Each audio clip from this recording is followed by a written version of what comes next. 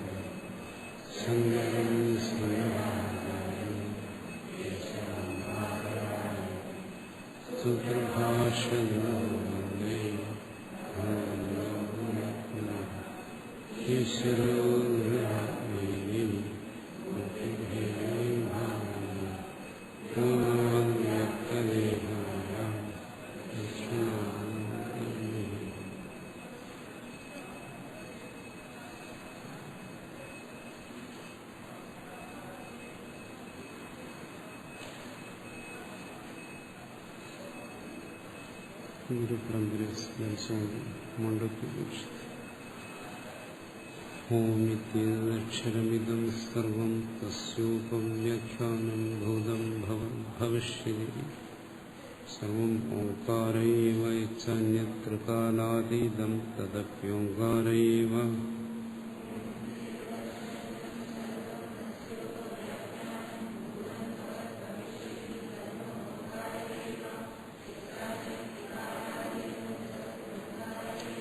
സർവം ക്ഷേതബ്രഹ്മ അയമാത്മാ ബ്രഹ്മ സ്വയമാത്മാ ചതുഷ്പാദ്.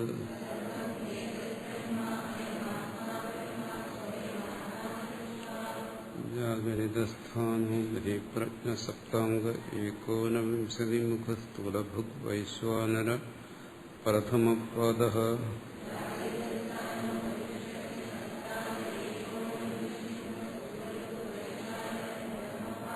സ്വപ്നസ്ഥാനോ അന്തഃപ്രജ്ഞ സപ്താംഗ ഏകോനവിംശതിമുഖ പ്രവിവിക്തഭുഗ് തൈജസോ ദ്വിതീയപാദഃ.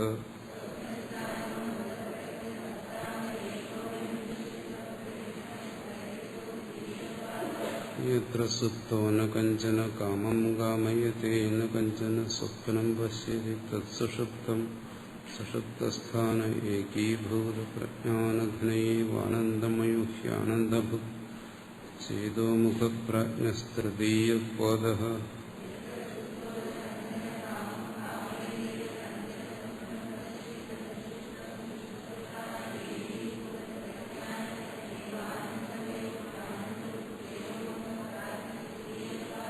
യേശ സർവേശ്വര യേശ സർവജ്ഞ യേശ അന്തര്യാമി യേശ യോനിഃ സർവസ്യ പ്രഭവാപ്യയോ ഹി ഭൂതാനാം.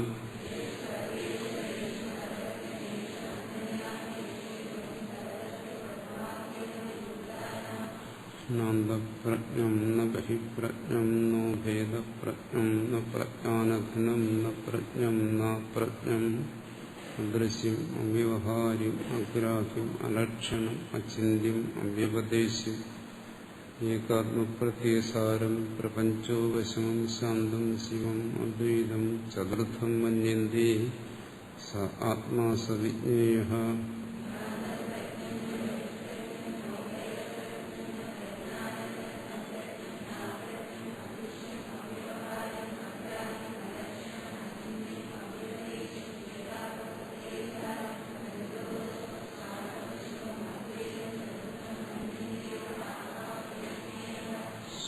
സ്വയമാത്മാധ്യക്ഷരം ഓംകാരോ അധിമാത്രം പാദ മാത്ര മാത്രാശ്ച പാദ അകാര ഉകാരോ മകാര ഇതി.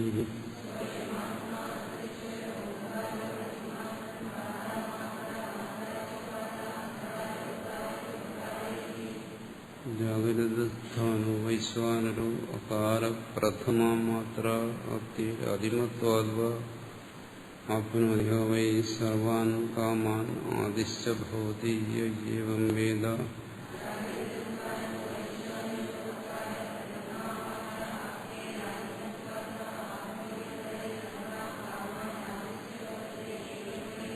സ്വപ്നസ്ഥാനത്തൈജസ ഉകാരോ ദ്വിതീയ മാത്ര ഉത്കർഷാദുഭയത്വാദ്വാ ഉത്കർഷതി ഭവൈ ജ്ഞാനസന്തതിം സമാനസ്യ ഭവതി നാസ്യാത് ബ്രഹ്മവിദ്യേ ഭവതി ഏവം വേദ.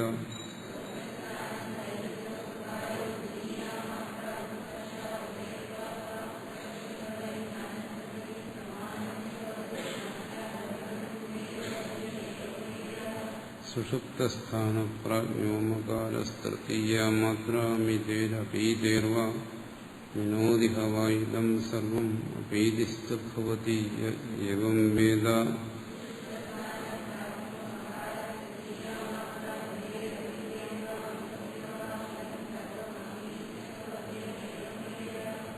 മാത്രശ്ചതുർത്ഥോ വ്യോഹാരിഃ പ്രപഞ്ചോ വശമശ്വോ അദ്വൈത ഏവം ഓംകാര ആത്മൈവ സംവിശതി ആത്മനാ ആത്മാനം ഏവം വേദ.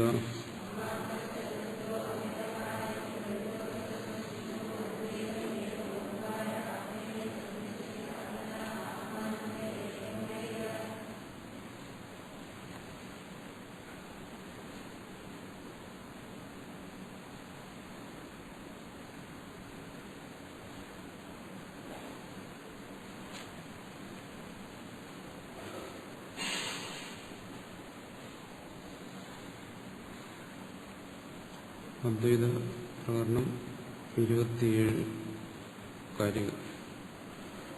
സത്തോ ഹി മായയാ ജന്മ യുജ്യത്തെ നതു തത്വത തത്വതോ ജായതേ യസ്യ ജാതം തസ്യ ഹി ജായതേ.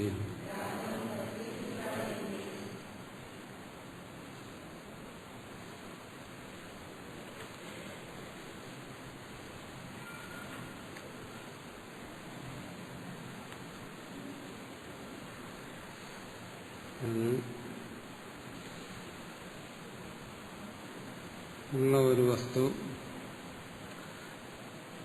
അതിന് വീണ്ടും ഉത്പത്തി ഉണ്ടാകില്ല.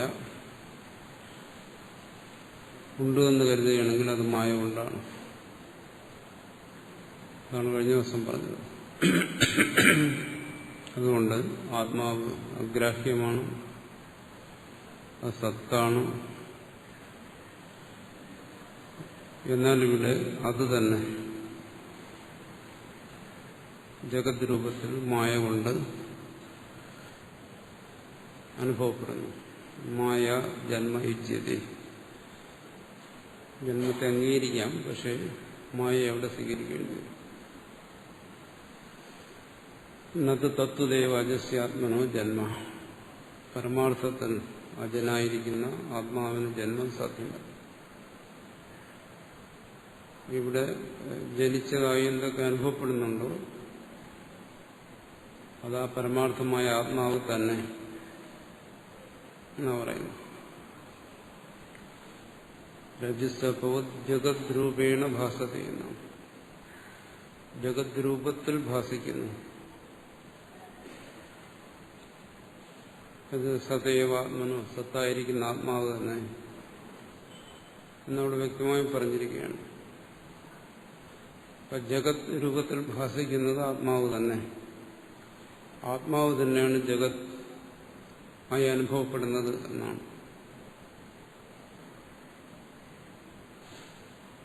അജനായിരിക്കുന്ന ആത്മാവ് എങ്ങനെ ജനിക്കുന്ന പ്രപഞ്ചമായി അനുഭവപ്പെടും? അതിനവിടെ കൂട്ടിച്ചേർത്ത് മായ.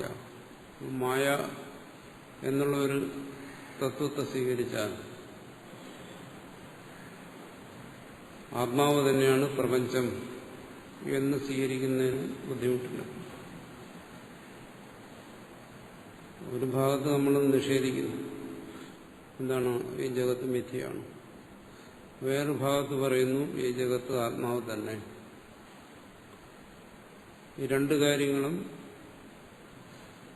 മായ എന്ന ഒരു തത്വത്തെ അതിന്റെ മധ്യത്തിൽ സ്വീകരിക്കുന്നതുകൊണ്ടാണ് യോജിക്കുന്നത്. അതുകൊണ്ട് അദ്വൈതത്തെ സംബന്ധിച്ച് ജഗത്ത് ബ്രഹ്മം തന്നെ എന്നും പറയാം, ജഗത്ത് ജനിച്ചിട്ടില്ലെന്നും പറയും.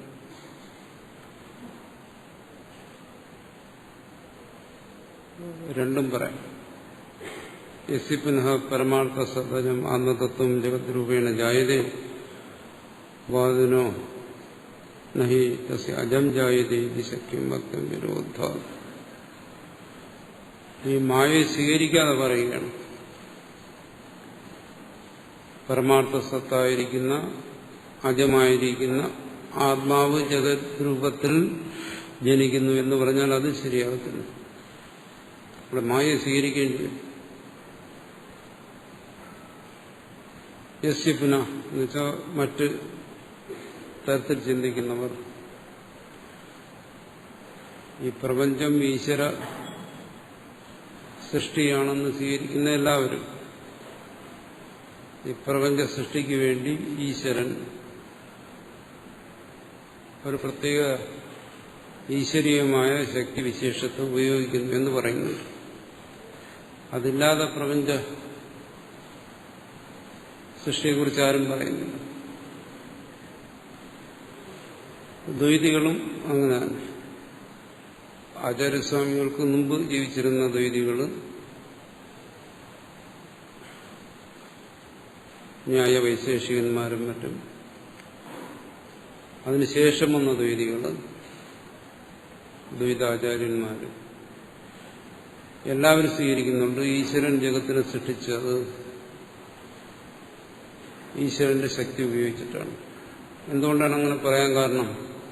കാരണം ഈശ്വരന്റെ സ്വഭാവം, സ്വരൂപം അതിനെ വേദത്തിൽ വർണ്ണിച്ചിരിക്കുന്നത് അല്ലെങ്കിൽ ആചാര്യന്മാർ വർണ്ണിക്കുന്നത് ഒരു തരത്തിൽ.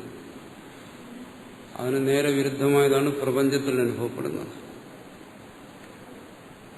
പരസ്പര വിരുദ്ധമായിരിക്കുന്ന ഇതിനെ ബന്ധിപ്പിക്കുന്നതിന് വേണ്ടി ഇടയ്ക്ക് ഒരു ശക്തിയെ സ്വീകരിക്കുന്നു. മുമ്പുള്ളവർ അതിനെ വിളിച്ചിരുന്നത് ഈശ്വരന്റെ ഇച്ഛ, ഈശ്വരന്റെ യത്നം, ഈശ്വരന്റെ ജ്ഞാനം എന്നൊക്കെയാണ്. പിന്നീടുള്ളവരതിനെ ഉപയോഗിച്ചാണ് മായ എന്ന് പറയുന്നത്, ഒരു പ്രത്യേക ശക്തി. അതുകൊണ്ടിത് ആയിന്നാണ്. ആ മായയെ സ്വീകരിക്കുന്നവർ തന്നെ ആ മായാശക്തിയെ അംഗീകരിച്ചുകൊണ്ട് ചിലർ പറയുന്നു ജഗത്ത് സത്യം തന്നെ, ഈശ്വരനിൽ നിന്ന് സൃഷ്ടമായത് ഈശ്വരൻ സത്യമാണ്, ഈശ്വരനിൽ നിന്ന് സൃഷ്ടമായത് ഈശ്വരനെ പോലെ സത്യമായിരിക്കാനേ വഴിയുള്ളൂ എന്നാണ്. പക്ഷെ മായ എല്ലാവരും സ്വീകരിക്കുന്നുണ്ട്. ഇവിടെ അദ്വൈതി എന്താണ് പറയുന്നത്? സൃഷ്ടമായാൽ അത് അനിത്യമാകും. നമ്മുടെ അനുഭവത്തിൽ അങ്ങനെയാണ് കാണുന്നത്. മാത്രമല്ല മായ അതിന്റെ സ്വഭാവം തന്നെ അനിർവചനീയമാണ്.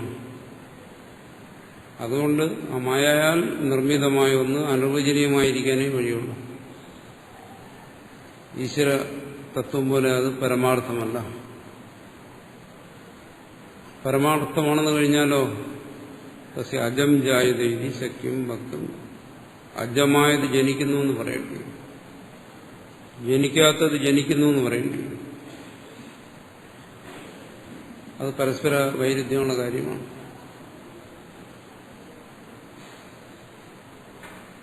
പ്രപഞ്ചത്തെ സത്യമായി സ്വീകരിക്കാൻ നിവൃത്തിയില്ല. മറിച്ച് അദ്വൈതി പറയുന്ന പോലെ സത്യമായി സ്വീകരിക്കുകയും ചെയ്യാം. എന്താണ് അതിന്റെ ആ സത്ത, ഉണ്മ ഈശ്വരന്റെ ഉണ്മയാണ്. ഈശ്വരന്റെ ഉണ്മയിൽ നിന്ന് അതിന് വേറിട്ടൊരു സത്തയില്ല. അതാണ്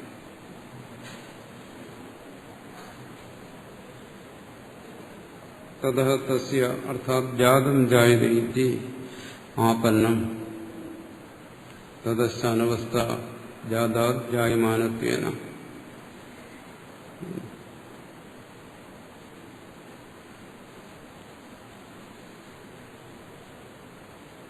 ആരെങ്കിലും ഈ പ്രപഞ്ചത്തെ സ്വതന്ത്രമായ സത്തയുള്ളതായി സ്വീകരിച്ചു കഴിഞ്ഞാൽ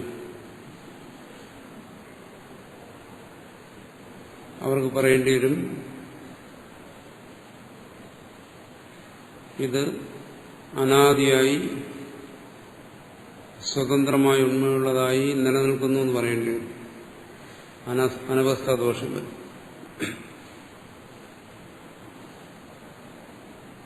ജനിക്കുക, എന്നിട്ടും അത് സത്യമായിരിക്കുക, അതിൽ നിന്ന് വീണ്ടും ജനിക്കുക, വീണ്ടും സത്യമായിരിക്കുക, ഇങ്ങനെ ഒരു അനവസ്ഥാദോഷം വരും. അതുകൊണ്ട് തസ്മാത് അജം ഏകമേവ ആത്മതത്വം ഇത് സിദ്ധം. അതുകൊണ്ട് ഇവിടെ സ്വീകരിക്കുന്ന എന്താണോ, ഇവിടെ പ്രപഞ്ചം സത്യമായി അനുഭവപ്പെട്ടാലും ശരി,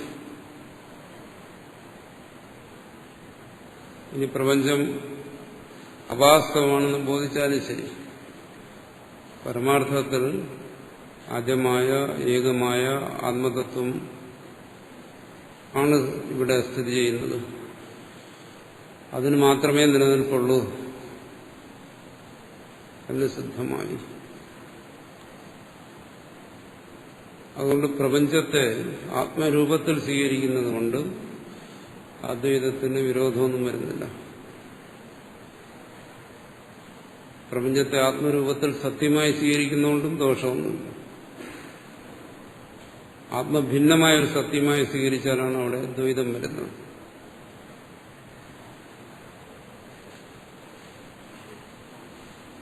പരമാർത്ഥത്തിൽ ഒരാത്മതത്വമേ ഉള്ളൂ, അതുതന്നെയാണ് പ്രപഞ്ചമായും ഭാസിക്കുന്നത്. ഇതാണ് അദ്വൈതം.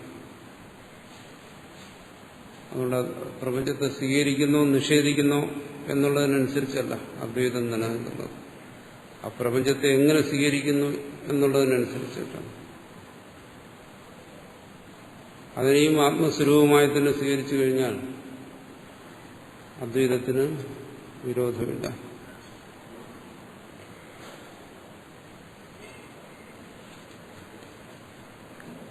സതോഹി മായയാ ജന്മ യുജ്യതേ നതു തത്വത തത്വതോ ജായത്തെ യസ്യ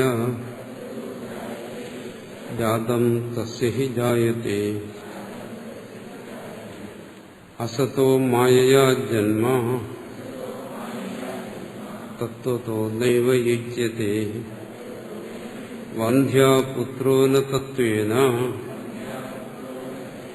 മായയാ വാഭിജായത്തെ അസദ്വാദിനാം അസതോ അഭാവസ്യ മായയാ തത്വതോ വാ ന കഥഞ്ചന ജന്മ വിദ്യതേ. പ്രപഞ്ചത്തിൽ ഉണ്മയുടെ അനുഭവമുണ്ട്. അപ്പോൾ ആ അനുഭവത്തെ പിന്തുടർന്നാൽ അത് എത്തിച്ചേരുന്നത് തന്റെ തന്നെ അസ്തിത്വത്തിലാണ്, അന്വേഷിക്കുന്നവന്റെ അസ്തിത്വത്തിലാണ്. ആ അസ്തിത്വത്തിനപ്പുറം ഒരു ശൂന്യത,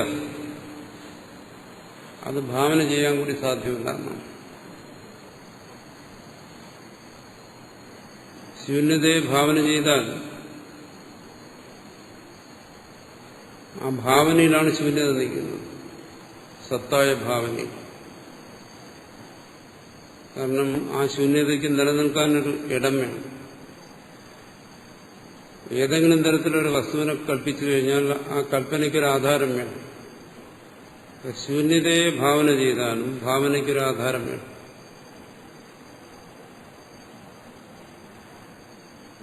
സത്ത് ആ ഭാവനയുടെ ആധാരമായി നിലനിൽക്കും.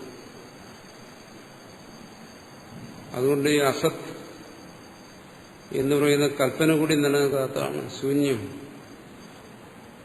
അതിൽ നിന്ന് ഒരു പ്രപഞ്ചം,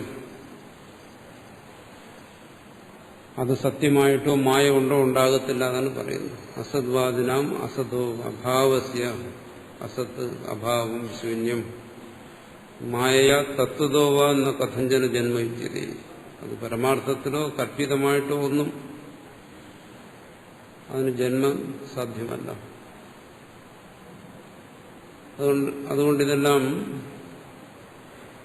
ശൂന്യത്തിൽ നിന്ന് വരുന്നു, ശൂന്യത്തിലേക്ക് വിലയിക്കുന്നു, ശൂന്യമാണ് എന്ന് പറയുന്ന ആ ശബ്ദത്തിനൊരർത്ഥമില്ലെന്നാണ്. ശൂന്യമെന്ന് നമ്മൾ വിളിക്കുന്നത് സത്തിനെ തന്നെ. അതുകൊണ്ട് തന്നെ ബുദ്ധന്റെ അനുയായികൾ ഒരു വിഭാഗക്കാരുണ്ടായിരുന്നു, ശൂന്യവാദികൾ. ശൂന്യം എന്നുള്ള ശബ്ദത്തിലൂടെ അവർ തുടങ്ങിയെങ്കിലും അങ്ങനെ ചിന്തിച്ച് ചെന്നപ്പോൾ അവരും ഈ അദ്വൈതത്തിൽ തന്നെ വന്നു ചേർന്നു. ഇവിടെ അദ്വൈതത്തെ ഈ മാണ്ഡൂക്യത്തിൽ വിവരിക്കുന്നത് പോലെയാണ് അവർ ശൂന്യത്തെ വിവരിക്കുന്നത്. അഗ്രാഹ്യം, അലക്ഷണം, അചിന്യം, അമ്പ്യപദേശം എന്നുള്ള രീതിയിലാണ് അവരും ശൂന്യത്തെ പറയുന്നത്. അപ്പോൾ ഈ ശബ്ദത്തിൽ മാത്രം വ്യത്യാസം വന്നു. ഇവിടെ തുര്യൻ എന്ന് പറയുന്നു, അവിടെ ശൂന്യം എന്ന് പറയുന്നു. അതല്ലാതെ ഈ സത്തയല്ലാതെ ശൂന്യം എന്ന് പറയുന്ന ഒരു കൽപ്പന നിരാധാരമാണ്. അതിന് വിശേഷൊരർത്ഥവും വരത്തില്ല. ശൂന്യം എന്ന് കൽപ്പിച്ചാൽ അത് തുര്യൻ തന്നെ. അധിഷ്ഠത്വ, ശൂന്യത്തിൽ നിന്നും ഇവിടെ എന്തെങ്കിലും ഉണ്ടായി വരുന്നത് നമ്മൾ കാണുന്നുമില്ല നമ്മുടെ ഈ അനുഭവതലത്തിൽ. ഒരു ഉദാഹരണം പറയുന്നത് ഈ വന്ധ്യാപുത്രമായ തത്വദോവാജായത്തെ. വന്ധ്യാപുത്രൻ, ശശവിഷാണം, മുയൽക്കമ്പ് ഇല്ലാതെ പറയുന്ന കാര്യങ്ങൾ അത് മായ കൊണ്ടോ യഥാർത്ഥത്തിലോ ഉണ്ടാകുന്നില്ല. തസ്മാത് ന അസദ്വാദോ ദൂരതയേവ അനൂപനീത്യർത്ഥം. അതുകൊണ്ട് അസദ്വാദം, ശൂന്യവാദം അതിനെ ഉപേക്ഷിക്കേണ്ടതാണ്. കേവലം ശബ്ദം മാത്രമാണ്. വസ്തുശൂന്യോ വികൽപ്പ, അർത്ഥമില്ലാത്ത ഒരു ശബ്ദപ്രയോഗം. ആ ശബ്ദത്തിന് എന്തെങ്കിലും ഒരു അർത്ഥത്തെ നമ്മൾ കണ്ടെത്തിയാൽ അത് സത്ത് തന്നെയായിരിക്കും. ശൂന്യം എന്ന് പറയുന്ന ഒരു ശബ്ദത്തെ നമ്മൾ വ്യാഖ്യാനിച്ച് ചെന്നാൽ ചെന്ന് എത്തുന്നത് സത്തിലായിരിക്കും. അതുകൊണ്ട് ശൂന്യവാദം എന്ന് ചിലർ പറയുന്നത് അത് സദ്വാദത്തിൽ നിന്ന് ഭിന്നമാണെന്ന് കരുതുന്നത് തന്നെ അബദ്ധമാണ്. പരമാർത്ഥ സത് അതിനെ തന്നെയാണ് ശൂന്യം എന്ന് പറയുന്നത് എന്നാണ് ഇവിടെ പറയുന്നത്. അസതോ മായയാ ജന്മ തത്വത്തോ നൈവ യുജ്യതേ വന്ധ്യാപുത്രോ ന തത്വേന മായയാ വാപി ജായത്തെ യഥാ സ്വപ്നേ ത്വയാ ഭാസം സ്പന്ദതേ മായയാ മനഃ തഥാ ജാഗ്രദ്വയാ ഭാസം സ്പന്ദതേ മായയാ മനഃ കഥം പുനഃ സതഃ മായാ ഏവ ജന്മ ഇത്യുച്യത്തെ. ഇതിൽ നിന്നെന്താ മനസ്സിലാക്കുന്നത്? പരമാർത്ഥ സത്, ഉണ്മ, അതിന്റെ ജന്മമാണ് ഈ പ്രപഞ്ചം എന്ന് പറയാം. സത്തിന്റെ ജന്മം. സത്ത് അജമാണ്, അതെങ്ങനെ ജനിക്കും? അതിന് പറഞ്ഞു മായയ. അജത്തെ ജന്യമാക്കുന്ന ഒരു ശക്തിവിശേഷം, അതുകൊണ്ട് സംഭവിക്കാം. ഈ വൈരുദ്ധ്യത്തെ സമന്വയിപ്പിക്കുന്ന ഒരു ശക്തി, ജനിക്കാത്ത ഒന്ന് ജനിക്കുന്നു എന്ന് പറയുന്നതാണ് വൈരുദ്ധ്യം. ആ വൈരുദ്ധ്യത്തെ യോജിപ്പിക്കുന്ന, ഇതിന് രണ്ടിനെയും ബന്ധിപ്പിക്കുന്ന ശക്തിയാണ് മായ. അത് അംഗീകരിച്ചു കഴിഞ്ഞാൽ അത് സംഭവിക്കാം. സത്തിനും ജന്മം സംഭവിക്കാം, അജവും ജനിക്കാം. യഥാം വിരജ്വാം വികൽപ്പിത സർപ്പോ രജ്ജുരൂപേണ അവേക്ഷ്യമന സൻ. രജ്ജുവിൽ കൽപ്പിതമായിരിക്കുന്ന സർപ്പം.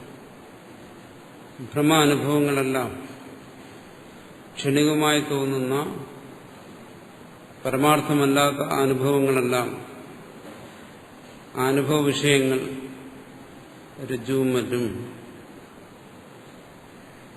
സർപ്പവും മറ്റും രജ്ജുരൂപേണ അപേക്ഷ്യമാണ് ഹസ്സൻ. അതിനെക്കുറിച്ച് ചിന്തിച്ചു നോക്കിയാൽ എന്താണ്? ഇവിടെ പ്രത്യേകിച്ചൊന്നും സംഭവിച്ചില്ല, രജ്ജു മാത്രമേ ഉള്ളൂ. ഭ്രമസ്ഥലത്ത് വാസ്തവം മാത്രമേ നിലനിൽക്കുന്നുള്ളൂ ചിന്തിക്കുമ്പോൾ. കാരണം രജ്ജുരൂപേണ അപേക്ഷ്യമാണ് സൻ.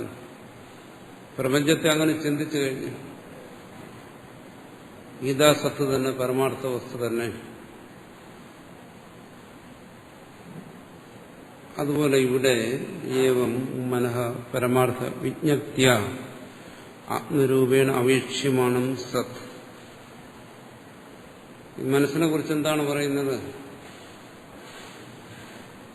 ഈ സത്തിനെയും പ്രപഞ്ചത്തെയും ബന്ധിപ്പിക്കുന്ന ഒരു കണ്ണി, അതാണ് മനസ്സ്. ഇതിനിടയ്ക്ക് നിൽക്കുന്നതാണ്. അതുകൊണ്ട് മനസ്സിനെ തന്നെ പറയുന്നു അത് തന്നെ മായ. മായ എന്ന് പറഞ്ഞാൽ നമ്മൾ ഒരിക്കലും അറിയാത്തൊരു സാധനമാണ് മനസ്സ് തന്നെ. മനസ്സല്ലാത്ത വേറൊരു മായയൊന്നുമില്ല.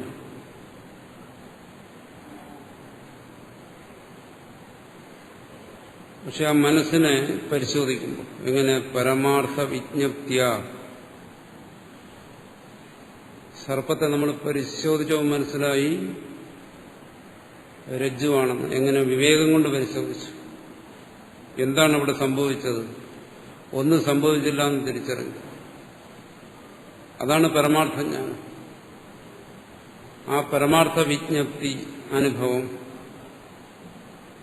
പരമാർത്ഥ അനുഭവത്തിലൂടെ അതിനെക്കുറിച്ച് ചിന്തിക്കണം. മനസ്സിനെ കുറിച്ച്.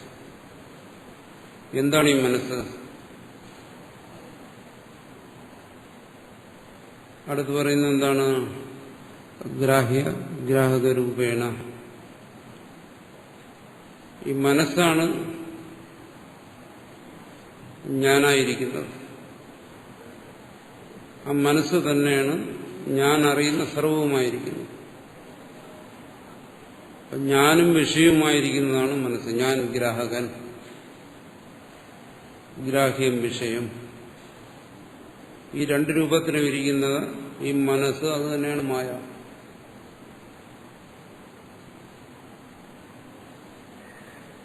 ആ മായയാണ് പറഞ്ഞത് എന്താണത്? സത്തിന്റെ ശക്തിയാണ്, ശക്തിവിശേഷമാണ്, തുര്യന്റെ ശക്തിവിശേഷമാണെന്ന് പറഞ്ഞു. ആ തുര്യന്റെ ശക്തിവിശേഷം പരമാർത്ഥ ജ്ഞാനത്തോടുകൂടി പരിശോധിക്കുമ്പോൾ എന്താവുന്നു? അതാ തുര്യൻ തന്നെ, അത് സത്ത് തന്നെ, മനസ്സ് സത്ത് തന്നെ. മായ ആ മായാവി തന്നെ എന്നാണ്. മായാവിയിൽ നിന്ന് അന്യമായിട്ടൊരു മായയില്ല. അന്യമായി സ്വയം നിലനിൽക്കാൻ കഴിവുള്ള ഒരു മായയില്ല. അത് മായാവി തന്നെ. അതാണ് ഇവിടെ പറയുന്നത്. അപ്പോൾ മായ എന്ന് നമ്മൾ പറയുന്നതും ആ പരമാർത്ഥ സത്തയെ തന്നെ. അതാണ് അദ്വൈതം എന്ന് പറയുന്നത്. ആ സത്തയും പിന്നീടൊരു മായയും അങ്ങനെയില്ല. സ്പന്ദതയെ പറയുന്നു. അതിന്റെ സ്പന്ദനമാണ്. മുമ്പ് പറഞ്ഞല്ലോ, അത് തുര്യന്റെ സ്പന്ദനമാണ്.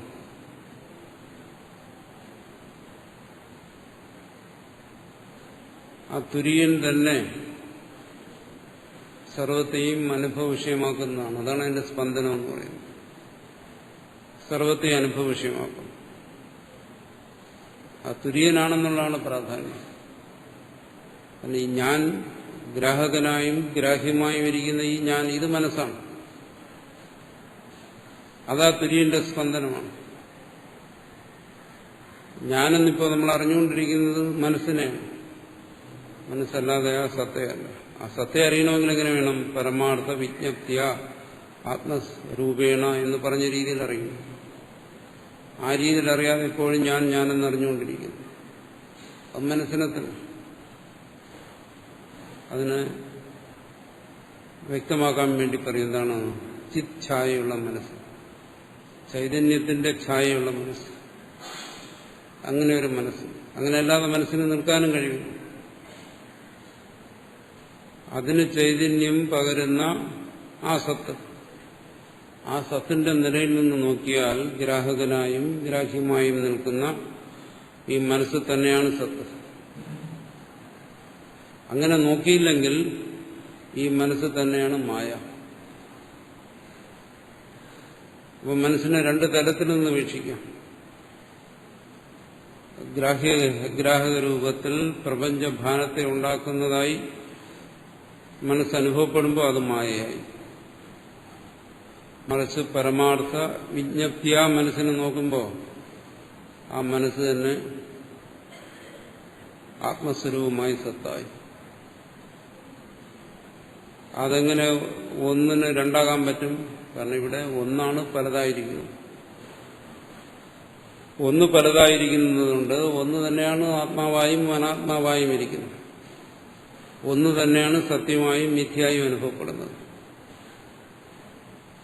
എന്ന് പറയുമ്പോൾ പരമാർത്ഥത്തിൽ ഒന്നിൽ നിന്ന് വേർതിരിക്കാൻ ഇവിടെ മറ്റൊന്നുമില്ല. മനസ്സെന്നോ പ്രപഞ്ചമെന്നോ വേർതിരിച്ചെടുക്കാൻ സത്തല്ലാതെ മറ്റൊന്നുമില്ല. അതുകൊണ്ട് സാധ്യമല്ല. അതുകൊണ്ടിവിടെ പറയുന്നു അവേക്ഷമാണം സത്ത്, അത് സത്താണ്.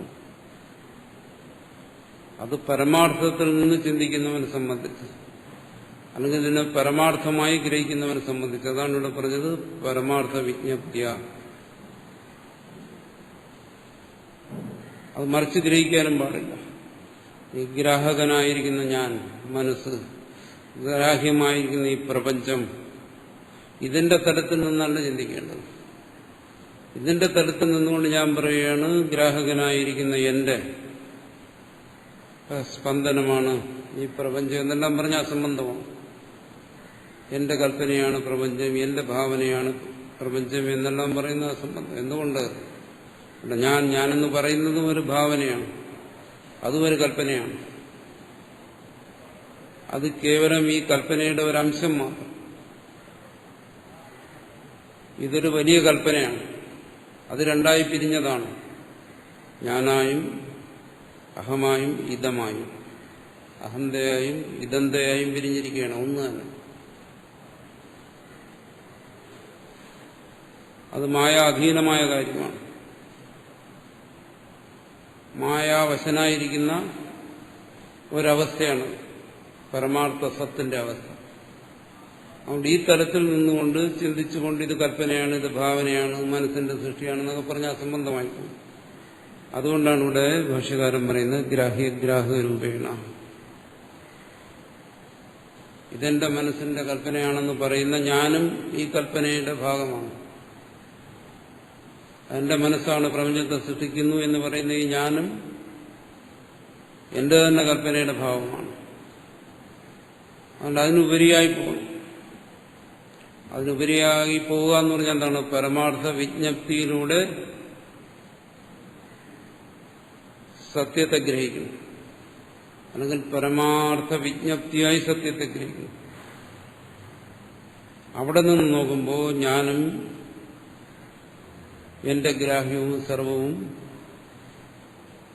ആ മനസ്സ് തന്നെ എന്ന് മനസ്സിലാവും. പരമാർത്ഥ രൂപത്തിൽ സത്തായും അപരമാർത്ഥ രൂപത്തിൽ അത് തന്നെ മായയായും ഇരിക്കുന്നു. അതുകൊണ്ട് മനസ്സിനെ സംബന്ധിച്ച് രണ്ടും പറയാം. വാസിഷ്ഠത്തിനും മറ്റും പറയും. ഇതിനെ പിന്തുടർന്ന് പറയുന്നതാണ്. അതിന്റെ അടിസ്ഥാനം ഇതാണ്. ഈ കാരിക മനസ്സ് തന്നെയാണ് സത്ത്, പരമാർത്ഥം. മനസ്സ് തന്നെയാണ് ബ്രഹ്മം എന്ന് പറയുന്നു. ഇതിനെ ഭാഷ്യകാരനോട് പറയുന്നു ദ്വയാഭാസം. ഇത് ദ്വയാഭാസമാണ്. ഞാനായും ഞാൻ അറിയുന്നതായും രണ്ടു തരത്തിൽ ഭാസിക്കുന്നു. മനസ്സ്, ആ മനസ്സിനെ തന്നെയാണ് നമ്മൾ അറിവെന്ന് പറയുന്നത്. അത് തന്നെയാണ് ജ്ഞാനം, ബോധം എന്നെല്ലാം വിളിക്കുന്നത്. അതിനെ തന്നെയാണ്. പക്ഷെ അതെന്താണ്? സ്പന്ദതേ. അതൊരു സ്പന്ദനമാണ്. സ്പന്ദനം എന്ന് പറഞ്ഞാൽ അതൊരു അനുഭവപ്പെടലാണ് എന്നർത്ഥം. മനസ്സെന്ന് പറയുന്നത് എന്താണ്? വാസ്തവത്തിൽ ഒരു അനുഭവം. അങ്ങനെ നമുക്കതിനെ കുറിച്ച് പറയാൻ പറ്റും. മനസ്സിനെ എങ്ങനെയൊക്കെ നമ്മൾ നിർവചിച്ചാലും അവസാനം വന്നു ചേരുന്ന അവിടെയാണ്. മനസ്സെന്ന് പറയുന്ന ഒരു അനുഭവം. രണ്ടായി പിരിയുന്ന ഒരനുഭവം. ഞാനായും ഞാൻ അറിയുന്നതായും പിരിയുന്ന ഒരനുഭവം. അപ്പം ഞാനായും ഞാൻ അറിയുന്നതായും പിരിയുന്ന ആ അനുഭവം,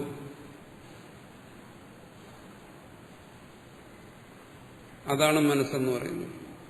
അതുകൊണ്ടിവിടെ പറഞ്ഞു ദ്വയാഭാസം. അത് ഈ തുര്യന്റെ ഭാനമാണ്, എന്റേതല്ല. ഞാനതിൽ പെട്ടുപോയി. തുര്യന്റെ ഭാനമാണ്, തുര്യന്റെ ഒരു പ്രതീതിയാണ്. ആ തുര്യനാണ് തന്റെ വാസ്തവ സ്വരൂപം, പരമാർത്ഥ സ്വരൂപം. അപ്പൊ തന്നിൽ പ്രതീതമാകുന്നത് തന്നിൽ അനുഭവപ്പെടുന്നതാണ്. ഇത് രണ്ടും, താനും താൻ അറിയുന്നവയും. അതുകൊണ്ടാണ് മനസ്സൃഷ്ടി, മനസ്സിന്റെ സൃഷ്ടിയാണെന്നെല്ലാം പറയുന്നത്.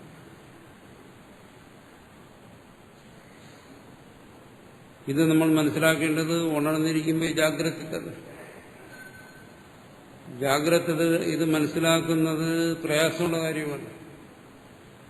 പക്ഷെ അത് മനസ്സിലാക്കുന്നത് ജാഗ്രതയിലെ ഞാൻ, എന്റെ അറിവിന് വിഷയമായിരിക്കുന്നത് എന്നുള്ള നിലയ്ക്കല്ല. അങ്ങനെ മനസ്സിലാക്കിയാൽ അത് യുക്തിഭംഗം വരും. ഞാൻ എന്റെ അറിവിനെ ആശ്രയിച്ചതെല്ലാം നിൽക്കുന്നു എന്ന് വരും.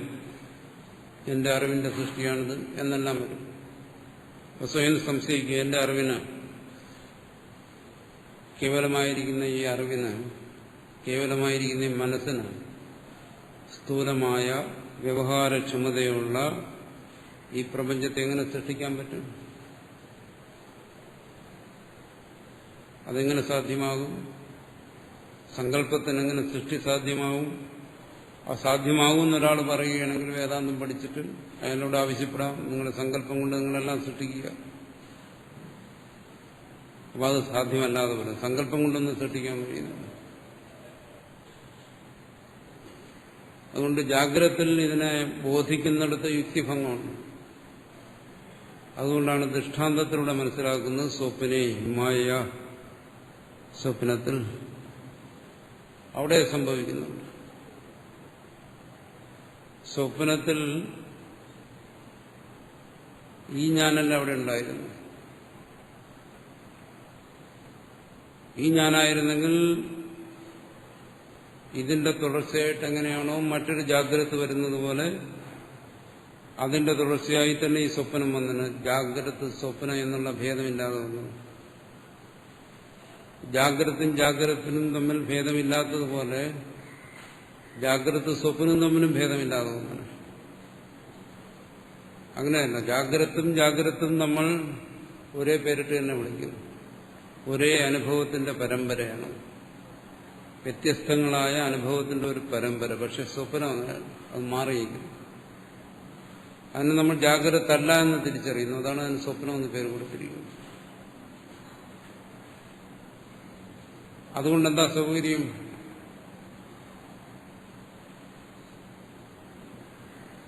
ഈ തുരീയ സ്പന്ദനം അവിടെ സ്പഷ്ടമായിരിക്കുന്നു. അദ്വൈത മതമനുസരിച്ച് ജാഗ്രത എന്നുള്ള ഈ ഒരു അനുഭവം കൂടാതെ സ്വപ്നം, സുഷുപ്തി എന്ന ഈ രണ്ട് അനുഭവങ്ങളെയും വച്ചിരിക്കുന്നത് ഈ പരമാർത്ഥത്തെ ബോധിപ്പിക്കാൻ വേണ്ടിയിട്ടാണ്. ഈ സുഷീതന്റെ ജീവൻ ഇങ്ങനെ രണ്ടനുഭവമുണ്ട്. ഇതിലൂടെയാണ് അവൻ സത്യത്തെ അറിയുന്നത്. സുഷുപ്തിയിലൂടെ തന്റെ ഉണ്മയെ അവൻ ഗ്രഹിക്കുന്നു. ഈ പ്രതീതിരഹിതമായ, ഭാനരഹിതമായ ഉണ്മയെ, അതാണ് പരമാർത്ഥമെന്ന് ഗ്രഹിക്കുന്നതിനാണ് ഈ സുഷുപ്തി. സ്വപ്നത്തിലൂടെയോ ഇത് കേവലം പ്രതീതി മാത്രമാണെന്ന് ഗ്രഹിക്കാൻ. പ്രപഞ്ചത്തിന്റെ അസത്യത്തെ ബോധിക്കുന്നതിന് വേണ്ടിയിട്ടാണ് സ്വപ്നം. ആത്മാവിന്റെ പാരമാർത്ഥികതയെ ബോധിക്കുന്നതിന് വേണ്ടിയിട്ടാണ് സുഷുപ്തി. ഇതെവിടെ ബോധിക്കണം? ജാഗ്രത. ഇത് രണ്ടും ബോധിക്കുന്നതിനുള്ള ഒരു ഇടമായിട്ടാണ് ജാഗ്രത. അപ്പോൾ ജാഗ്രത, സ്വപ്നം, സുഷുപ്തി എന്ന് പറയുന്ന ഈ മൂന്നവസ്ഥകളും പരമാർത്ഥത്തിൽ ജീവന് തന്റെ ഉണ്മയെ തിരിച്ചറിയുന്നതിന് വേണ്ടിയിട്ടുള്ളതാണ്. അതല്ലാതെ ഇതിന് വേറെ ഉപയോഗമൊന്നുമില്ല. മറ്റു പല കാര്യങ്ങൾക്ക് വേണ്ടി നമ്മളിത് ഉപയോഗിക്കുന്നുണ്ട്. സൃഷ്ടി അതിനു വേണ്ടിയിട്ടാണ്. അതുകൊണ്ട് ഈ രണ്ട് ദൃഷ്ടാന്തങ്ങളും, അടുത്ത് സുഷുപ്തിയുടെ ദൃഷ്ടാന്തം പറയും, ഇവിടെ സ്വപ്നത്തിന്റെ ദൃഷ്ടാന്തം പറയും. അവിടെ ഇത് വളരെ വ്യക്തമായിരിക്കും. അവിടെ ഏതിനെങ്കിലും ഒന്നിനെ സത്യമാണെന്ന് നമുക്ക് കയറി പിടിക്കാൻ നിവൃത്തിയില്ല. അതിനെല്ലാം അസത്യമാണെന്ന് തള്ളിക്കളയാനേ പറ്റും. അവിടെ എല്ലാത്തിനെയും പ്രതീതിയായി, ഭാനമായി നമുക്ക് വളരെ വേഗം തിരിച്ചറിയാൻ പറ്റുന്നു. അതാണ് സ്വപ്ന ദൃഷ്ടാന്തം. സ്വപ്നയുമായ സ്വപ്നം എന്താണ്? വ്യക്തമായും ധരിക്കാൻ എന്താണ് അത് മനസ്സ്പന്ദനമാണ്. അവിടെ ആ അനുഭവവേളയിൽ സൂക്ഷ്മവും സ്ഥൂലവും സത്യവും അസത്യവുമായ വിഷയങ്ങളെല്ലാം ഉണ്ടായിരുന്നെങ്കിലും ഈ ജാഗ്രതത്തിൽ നമുക്കത് വ്യക്തമായി ധരിക്കാൻ കഴിയുന്നു മായയ. അതെല്ലാം മായ കൊണ്ട് സംഭവിച്ചാണ്. അതിനാണ് മായ എന്ന് പറയുന്നത്. അവിടെ മായ എന്ന് പറയാൻ എന്താ ഉണ്ടായിരുന്നത്? അവിടെ ഏതിനാണ് മായ എന്ന് വിളിക്കുന്നത്? ഈ മനസ്സിനെ തന്നെ. അല്ല, അവിടെ മായ എന്ന് പറയാൻ പറ്റുന്നില്ല. തുര്യനല്ലാതെ വേറൊന്നും അവിടെ ഉണ്ടായിരുന്നില്ല. നമുക്ക് മായ എന്ന് പറയാം. മനസ്സുണ്ടായിരുന്നു എന്നുള്ളതിന് യാതൊരു തർക്കവുമില്ല. അവിടെ ആ മനസ്സിന് അവിടുത്തെ ഗ്രാഹകനെയും ഗ്രാഹ്യത്തെയും സൃഷ്ടിക്കാൻ കഴിയും. ഇവിടെയും ഈ മനസ്സ് തന്നെയായിരിക്കും ഇതിനെ സൃഷ്ടിക്കുന്നത്. ഗ്രാഹകനെയും ഗ്രാഹ്യത്തെയും സൃഷ്ടിക്കുന്നു. പക്ഷെ എന്തുകൊണ്ട് നമുക്കത് ബോധ്യപ്പെടുന്നില്ല? ഇവിടെ ആ മനസ്സ് തന്നെ സൃഷ്ടിച്ച ഗ്രാഹകനായി നിന്നുകൊണ്ട് ഈ ഗ്രാഹ്യത്തെ ഗ്രഹിക്കുന്നതുകൊണ്ട് ബോധ്യപ്പെടുന്നില്ല, സത്യം ബോധ്യപ്പെടുന്നില്ല. മനസ്സാദ്യം എന്ത് ചെയ്യുന്നു? അഹന്തയെ സൃഷ്ടിക്കുന്നു. അതാണ് ഗ്രാഹകൻ. പിന്നീട് സർവത്തെയും ഈ അഹം എന്നുള്ള ഭാവത്തിൽ നിന്നുകൊണ്ടേ കാണാൻ കഴിയുന്നുള്ളൂ. അതിന് സ്വതന്ത്രമായി നിന്ന് ഇവിടെ പറയുന്ന പരമാർത്ഥ വിജ്ഞപ്തിയിലൂടെ കാണാൻ കഴിയുന്നു. ആ അഹംഭാവത്തിൽ നിന്ന് കാണുമ്പോൾ ഇവിടെ നമുക്ക് ആ സുഷുപ്തിയും സ്വപ്നത്തെയും അപേക്ഷിക്കാതെ ജാഗ്രത നിന്നുകൊണ്ട് തന്നെ ഇതെല്ലാം അസത്യമാണെന്ന് ബോധിക്കാൻ കഴിയുന്നില്ല. കാരണം ആ ഗ്രാഹകഭാവം അവിടെ തന്നെ സത്യബോധം വന്നു. ഞാൻ തന്നെ ആദ്യം സത്യമാണെന്ന് അനുഭവപ്പെടുന്നു. ആ ഗ്രാഹകഭാവത്തിലൂടെ ആ പരമാർത്ഥ സത്തായി അനുഭവപ്പെടുന്നു. ഈ ഗ്രാഹകന്റെ സത്തായി അനുഭവപ്പെടുന്നു. കാണുന്നവന്റെ സത്തായി അനുഭവപ്പെടുന്നു. പരമാർത്ഥ സത്ത്. കാണുന്നവൻ തന്നെ സത്തായി തോന്നുന്നു. അപ്പൊ കാഴ്ചയും സത്തായി അനുഭവപ്പെടുന്നു. ഇതിനെ ഈ അവസ്ഥയിൽ നിന്ന് മാറി നിന്നറിഞ്ഞാലേ ഇതിന്റെ സത്യം ബോധ്യപ്പെടുത്തുള്ളൂ. ഏതുപോലെ ഇവിടെ നിന്നുകൊണ്ട് സ്വപ്നത്തിൽ നിന്നും മാറി നിന്നുകൊണ്ട് സ്വപ്നത്തിന്റെ വാസ്തവസ്ഥിതിയെ മനസ്സിലാക്കുന്നുമില്ല. സുഷുപ്തിയിൽ നിന്നും മാറി നിന്നുകൊണ്ട് സുഷുപ്തിയുടെ വാസ്തവസ്ഥിതിയെ മനസ്സിലാക്കുന്നുമില്ല. ഇത് രണ്ടും ജാഗ്രത സംഭവിക്കാമെങ്കിൽ ഈ ജാഗ്രതയിൽ തന്നെ പരമാർത്ഥ വിജ്ഞപ്തിയെ കൈവരിച്ചാൽ ഇവിടുത്തെ ഈ ഗ്രാഹകന്റെയും ഗ്രാഹ്യത്തിന്റെയും അസത്യത്തെ ബോധ്യപ്പെടാം. അതിനാണ് മിഥ്യ എന്ന് പറയുന്നത്. ഗ്രാഹകനായി നിന്നുകൊണ്ട്, ഗ്രാഹകനായി നിൽക്കുക എന്ന് പറഞ്ഞാൽ ഇപ്പോൾ അറിയുന്നവനായും ഈ പറയുന്നതെല്ലാം കേൾക്കുന്നവനായും പഞ്ചേന്ദ്രിയങ്ങളുടെയും പ്രവർത്തനത്തിലൂടെ മറ്റ് സർവത്തിനെയും അറിയുന്നവനായും ഇരിക്കുന്ന ഈ അവസ്ഥ, ഈ അവസ്ഥയിൽ ഇരുന്നു കൊണ്ട് ഇതിന്റെ അസത്യത്തെ ബോധ്യപ്പെടാൻ സാധ്യമല്ല. ഈ അവസ്ഥയിൽ ഇരുന്നു കൊണ്ട് ഇതെല്ലാം അസത്യമാണെന്ന് ബോധിപ്പിക്കുന്നുമില്ല നമ്മൾ. അങ്ങനെ ബോധിക്കുന്നിടത്താണ് നമുക്ക് തെറ്റിദ്ധാരണ വരുന്നത്. എങ്ങനെ ഈ പ്രപഞ്ചം മിഥ്യയാണ്? നിങ്ങൾ സത്യമായി ബോധിക്കുന്ന ഈ പ്രപഞ്ചം മിഥ്യയാണ് എന്ന് വെറുതെ പറയുന്ന അവിടെയാണ്. എവിടെ? ഇതിനെ സത്യമായി ബോധിപ്പിക്കുന്ന ഈ ഗ്രാഹകൻ ഇതിനെ മിഥ്യയായി ബോധിക്കാൻ ശ്രമിച്ചാൽ ഒരിക്കലും ബോധിക്കത്തില്ല. ആരാണോ ഇതിനെല്ലാം സത്യമായി അറിയുന്നവൻ, അവൻ തന്നെ ശ്രമിക്കുകയാണ് എന്താണോ ഇതെല്ലാം അസത്യമാണെന്ന് തന്റെ മനസ്സിൽ ബോധിക്കാൻ ശ്രമിക്കുകയാണ്. ഒരിക്കലും ബോധിക്കത്തില്ല. എന്തുകൊണ്ട്? ഇത് ഗ്രഹിക്കുന്നവനും ആ കൽപ്പനയുടെ സൃഷ്ടിയാണ്. ആ മനസ്സ്പന്ദനത്തിന്റെ വിഷയമാണ് ഇവനും ഇത് ഗ്രഹിക്കാൻ ശ്രമിക്കുന്നവനും. ഇപ്പോൾ ശാസ്ത്രം ബോധിപ്പിച്ചാലും ഗുരു ബോധിപ്പിച്ചാലും ഇവിടെ നിന്നാണ് ഇതിനെ ഗ്രഹിക്കുന്നതെങ്കിൽ ഇത് സാധ്യമല്ല. അതിനാണ് സ്വപ്ന ദൃഷ്ടാന്തം പറയുന്നത്. സ്വപ്നത്തിൽ ഇരുന്നുകൊണ്ട് സ്വപ്നത്തെ സ്വപ്നമായി ഗ്രഹിക്കാൻ കഴിയുന്നില്ല. എന്തുകൊണ്ട്? അവിടെ ഗ്രഹിക്കുന്നവനൊക്കെ സത്യമാണ്. അവിടുത്തെ ഗ്രാഹകൻ അവിടെ സത്യമാണ്, ഗ്രാഹ്യവും സത്യമാണ്. അതുകൊണ്ട് ഒരിക്കലും അവിടെ അത് സത്യമാണെന്ന് ബോധിക്കാൻ കഴിയുന്നില്ല. അതിന് ജാഗ്രതത്തിലേക്ക് വന്നാലേ നിവൃത്തിയുള്ളൂ. ജാഗ്രതത്തിലേക്ക് വരുമ്പോഴോ അത് സ്വതേ ബോധിക്കുന്നു. അതിനെ സംബന്ധിച്ചുള്ള സത്യം സ്വയം പ്രകാശിക്കുന്നു. സത്യം എവിടെയായാലും സ്വയം പ്രകാശിക്കുന്നതാണ്. സത്യത്തെ കുറിച്ച് പറയുന്നത് എന്താണ്? അത് സ്വതപ്രമാണമാണ്. അതിനാർക്കും ബോധിപ്പിക്കാൻ പറ്റത്തില്ല. വേദത്തിനും സാധ്യമല്ല, ഗുരുവിനും സാധ്യമല്ല. അങ്ങനെ ധരിക്കരുത്.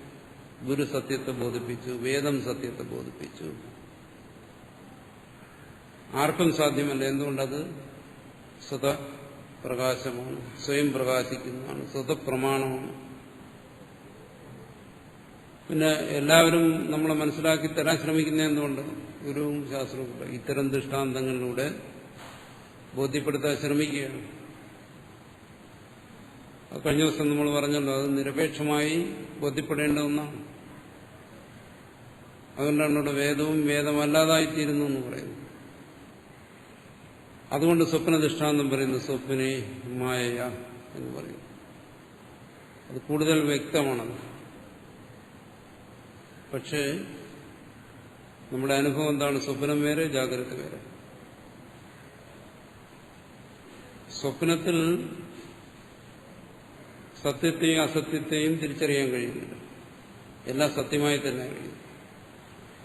ജാഗ്രതത്തിലേക്ക് വന്നിട്ട് സ്വപ്നത്തെ പാടെ അസത്യമാണെന്നറിയുന്നു. പക്ഷെ ജാഗ്രതത്തിൽ തന്നെ അസത്യാനുഭവം എങ്ങനെ ഉണ്ടാവും? ഇവിടെ പറയുന്നത് എന്താണ്? ജാഗ്രതത്തിൽ നിന്നും ഉണരണം. പരാജാഗ്രതത്തിൽ വേണം ഇതറിയാനെന്ന് പറയുന്നു.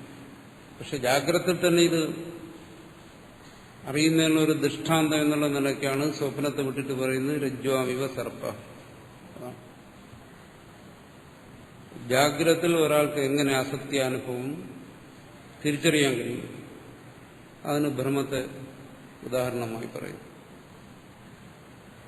പ്രപഞ്ചം ഈ സർപ്പം പോലെ ഒരു സർപ്പമെന്നല്ല പറയുന്നു. പക്ഷെ ഇതിന് സദൃശമായൊരു അനുഭവമാണ് എന്നാണ് പറയുന്നത്. അതല്ല ഇതിന് സദൃശം, തുല്യം എന്ന് പറയുമ്പോൾ അതല്ല, അതിന് സമാനമായൊരു അനുഭവമാണ്. സ്വപ്ന സമാനമായൊരു അനുഭവമാണ്.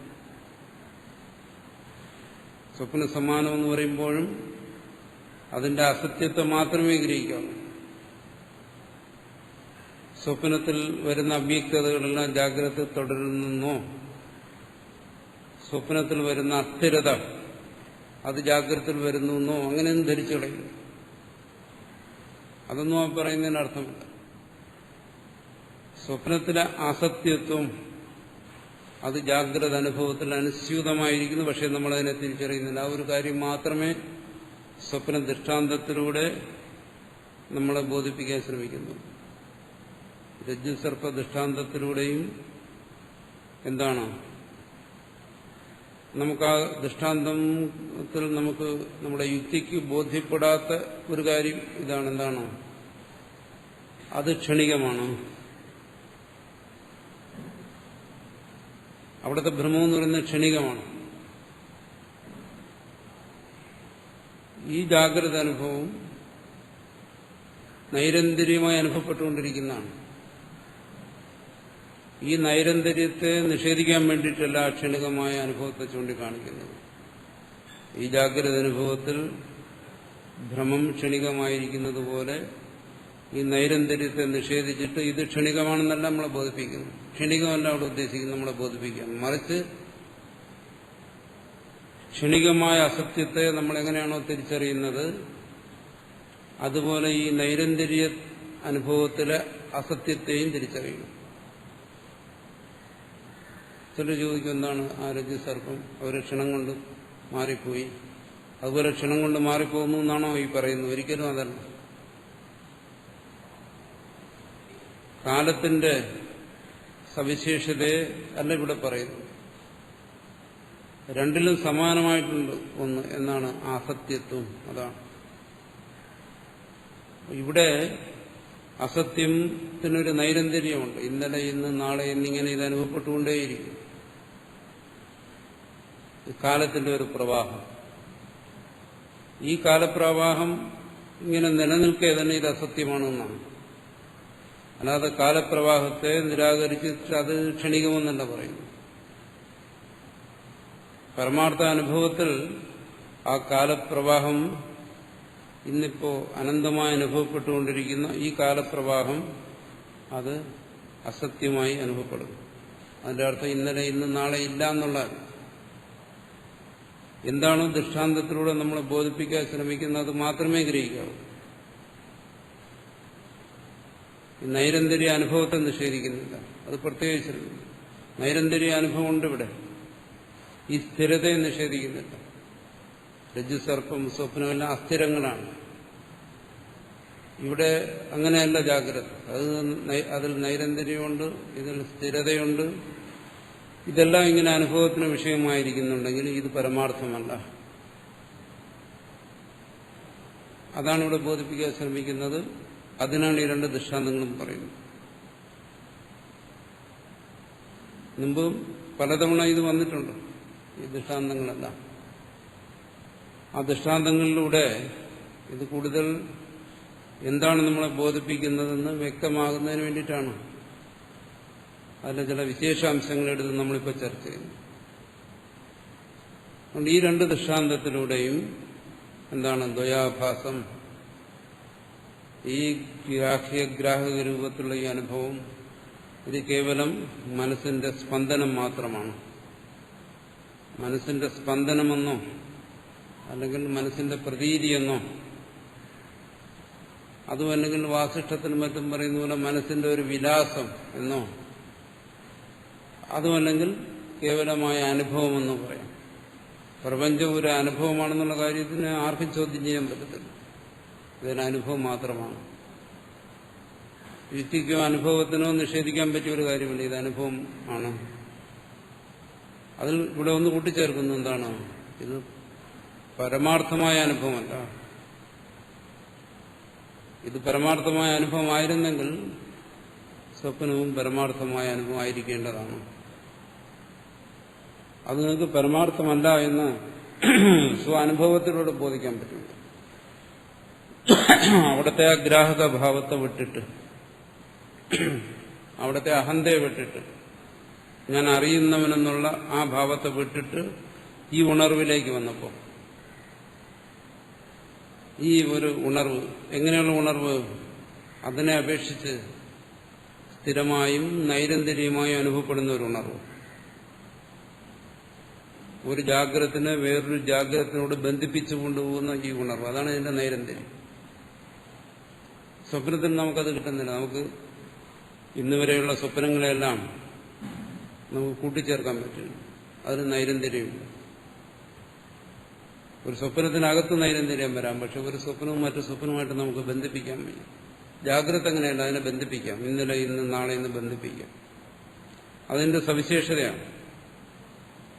അതുകൊണ്ടാണ് ഇത് സത്യമായി അനുഭവപ്പെടുന്നത്. സ്വപ്നത്തിനകത്ത് അതിൻ്റെതായ നൈരന്തര്യം അവിടെയുണ്ട്. സ്വപ്നത്തിനും നമുക്ക് അനുഭവപ്പെടാം ഇന്നലെ ഇന്നും നാളെ. അതുകൊണ്ടാണ് അവിടെ അത് നമുക്ക് സത്യമായി അനുഭവപ്പെടുന്നത്. അവിടെ നമുക്കത് പരമാർത്ഥം അല്ല എന്ന് ബോധിക്കാനേ കഴിയുന്നില്ല. ജാഗ്രതയിൽ അങ്ങനെയല്ല. ഇവിടെ നമുക്കത് അസത്യമാണെന്ന് ഇവിടെ ബോധിക്കാൻ കഴിയുന്നു. അത് നമുക്ക് വ്യക്തമാക്കി തരുന്നു. ഇതിന്റെ അസ്ഥിരതയെ നമുക്ക് വ്യക്തമാക്കി തരുന്നു. പറയുന്നു എന്താണ്? ഇവിടെയും ഉണ്ടൊരു പരാജാഗ്രത. അതാണ് പരമാർത്ഥ വിജ്ഞപ്തി. ഇവിടെ ആചാര്യൻ നമ്മളെ ബോധിപ്പിക്കാൻ ശ്രമിക്കും, നമ്മളെ ഉണർത്താൻ ശ്രമിക്കും. ഈ ജാഗ്രതത്തിലെ ഉറക്കത്തിൽ നിന്ന് ഉണർത്താൻ ശ്രമിക്കും. സ്വപ്നത്തിൽ നമുക്കറിയാം അവിടെ ഒരു ഉറക്കമുണ്ടായിരുന്നു. ആ ഉറക്കത്തിൽ നിന്നുകൊണ്ടാണ് നമ്മൾ സ്വപ്നത്തെ കാണുന്നത്. നമ്മുടെ അനുഭവം അങ്ങനെയാണ്, ഉറക്കത്തിൽ സ്വപ്നം കാണുന്നതാണ്. അപ്പൊ സ്വപ്നത്തെ നമുക്ക് കാണിച്ചു തന്ന ഉറക്കത്തിൽ നിന്ന് നമ്മൾ ഉണർന്നു. പക്ഷെ ജാഗ്രത നമുക്ക് അനുഭവപ്പെടുന്ന ഈ ഉറക്കത്തിൽ നിന്ന് നമുക്ക് ഉണരാൻ കഴിയുന്നു. അതാണ് പ്രശ്നം. അതുകൊണ്ടിത് സത്യമായി അനുഭവപ്പെടുന്നു. സ്വപ്നം ആ ഉറക്കത്തിൽ നിന്ന് ഉണരാത്തത് കൊണ്ടാണ് സ്വപ്നം കാണുന്ന സമയത്തെല്ലാം നമ്മൾക്ക് സത്യമായി അനുഭവപ്പെട്ടുകൊണ്ടിരുന്നത്. ആ ഉറക്കം തുടരുന്നിടത്തോളം കാലം സ്വപ്നം സത്യം തന്നെ. ഏത് വലിയ വിദഗ്ധനായാലും പണ്ഡിതനായാലും അവിടെ അത് അവന് തിരിച്ചറിയാൻ കഴിയുന്നില്ല. ജാഗ്രതത്തിലേക്ക് വന്നപ്പോഴോ ഈ ജാഗ്രതത്തിനെ നിലനിർത്തുന്ന ഒരു ഉറക്കം ഇവിടെയും തുടരുന്നു. അതുകൊണ്ട് ഇവിടെ ഇത് പരമാർത്ഥമല്ല എന്ന് ബോധിക്കണമെങ്കിൽ ഇവിടത്തെ ഉറക്കത്തിൽ നിന്ന് ഉണരണം. ഉണർന്നിരുന്ന് ഉറങ്ങുന്ന ഈ അവസ്ഥ മാറണം. അതിനാണ് ഇവിടെ പറഞ്ഞത് പരമാർത്ഥ വിജ്ഞപ്തിയ ആത്മരൂപേണ അവാക്ഷ്യമാണ്. ഇപ്പൊ മനസ്സിലാവും എന്താണ് ഇത്. ഞാൻ ഈ ഗ്രാഹകനും ഈ ഗ്രാഹ്യവും രണ്ടും ഒരുപോലെ പരമാർത്ഥമല്ല, ആ സ്വപ്നം പോലെ.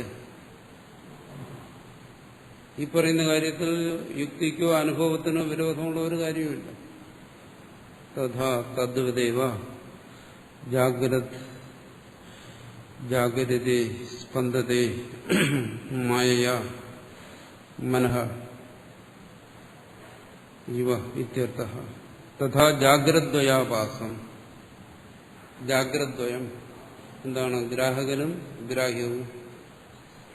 സാധാരണ നമ്മൾ സാങ്കേതികമായി ത്രിപുടി എന്ന് പറയും. അറിയുന്നവൻ, അറിയപ്പെടുന്ന വിഷയം, അറിവ്. ഇതിന് ഇവിടെ അങ്ങനെ പറയുന്നില്ല ആചാര്യൻ. ഇവിടെ രണ്ടെന്നേ പറയുന്നു. എന്താണ്? അറിയുന്നവനും അറിയപ്പെടുന്നവയും. മൂന്നാമത്തെ ഒന്നിന് എന്താ പറയാത്തത്? കുറച്ചുകൂടി ചുരുക്കി പറഞ്ഞ എന്തുകൊണ്ടാണോ? ഇത് രണ്ടും ആ ഒന്ന് തന്നെ, അറിവ് തന്നെ. ഇത് രണ്ടും മനസ്സ് തന്നെ. മനസ്സ് തന്നെയാണ് അറിവെന്ന് പറയുന്നത്. മനസ്സിനെ തന്നെ. ആ മനസ്സ് തന്നെ അറിയുന്നവനായി നിൽക്കുന്നു, മനസ്സ് തന്നെ അറിയപ്പെടുന്നതായി നിൽക്കുന്നു. അപ്പോൾ മനസ്സിൽ നിന്ന് വേറിട്ട് പിന്നെ ഒരു അറിവിനെ എടുത്തു കാണിക്കാനില്ല. കാരണം ഞാൻ എന്നുള്ള ഇതൊരു അറിവാണ്. ഞാൻ അറിയുന്നതോ അതും അറിവ് തന്നെ. അതുകൊണ്ട് ഇവിടെ ഗ്രാഹ്യമെന്നും ഗ്രാഹകനെന്നുള്ള രണ്ട് ശബ്ദത്തിൽ പറയും. അതിന്റെ സ്വപ്നാനുഭവം അത് ശരിക്കും വിശകലനം ചെയ്ത് മനസ്സിലാക്കുമ്പോൾ അതിനോട് താരതമ്യപ്പെടുത്തി ഈ ജാഗ്രത അനുഭവം മനസ്സിലാകും. രണ്ടിനെ എങ്ങനെ മനസ്സിലാക്കുന്നു? ഇത് രണ്ടും മനസ്സിന്റെ സ്പന്ദനമാണ്. ഞാൻ ഉൾപ്പെടെയുള്ള സർവ്വ അനുഭവങ്ങളും മനസ്സിന്റെ സ്പന്ദനമാണ്. മനസ്സിന്റെ സ്പന്ദനം എന്ന് പറയുമ്പോൾ എന്താ? ആ മനസ്സെന്താണ്? ആ തുര്യൻ തന്നെ. ആ തുര്യൻ തന്നെ മനോരൂപത്തിൽ സ്പന്ദിക്കുന്നതാണ്. അപ്പോൾ മനസ്സെന്തായി പറഞ്ഞു? അത് സത്ത് തന്നെ. ആ തുര്യൻ തന്നെയാണ് മനസ്സ്. അവിടെ നമുക്ക് പ്രതീതമാകുന്ന എല്ലാ വൈരുദ്ധ്യങ്ങൾക്കും മായ എന്നുള്ള ഒരു ശബ്ദത്തിലൂടെ ഇവിടെ പരിഹാരം നിർദ്ദേശിച്ചിരിക്കുകയാണ്. എവിടെയാണോ നിങ്ങൾക്ക് വൈഷമ്യം അനുഭവപ്പെടുന്നത് അവിടെ മനസ്സിലാക്കുക ആ വൈഷമ്യത്തിന് കാരണമായിരിക്കുന്ന ആ അവസ്ഥയാണ് മായ എന്ന് പറയുന്നത്. അതൊരവസ്ഥാവിശേഷമാണ്. അതിനധീനമായിരിക്കുന്ന ഈ അവസ്ഥയിൽ അതാണ് ഈ വൈഷമ്യത്തെ എല്ലാം ഉണ്ടാക്കുന്നത്. യഥാ സ്വപ്നേ ദ്വയാഭാസം സ്പന്ദതേ മായയാ മനഃ തഥാ ജാഗ്രദ്വയാഭാസം സ്പന്ദതേ മായയാ മനഃ അദ്വയം ച ദ്വയാഭാസം മനഃസ്വപ്നേന സംശയാ അദ്വയം ച ദ്വയാഭാസം തഥാ ജാഗ്രന്ന സംശയാ രുചിരൂപേണ സർപ്പൈവ പരമാർത്ഥത ആത്മരൂപേണ അദ്വയം സത് ദ്വയാഭാസം മനഃ സ്വപ്നെ ന സംശയഃ.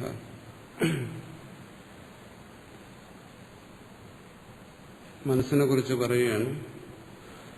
ആ മനസ്സെന്ന് പറയുന്നത് ആത്മസ്വരൂപം തന്നെ, പരമാർത്ഥം തന്നെ. അത് തന്നെയാണ് സത്ത്.